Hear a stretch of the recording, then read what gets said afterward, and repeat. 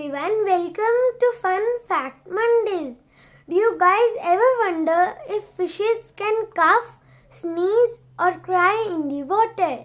No, fishes cannot sneeze or cry in the water, but they can cough. Now let me tell you why the fishes cough in the water. The fishes cough to take out the bacteria and infections out of their gills. When the fishes are taking the oxygen from the water, there may be some infections or bacteria in the water which may go in their gills. When the bacteria and infection goes in their gills, their ventilation cycle is interrupted with a cough.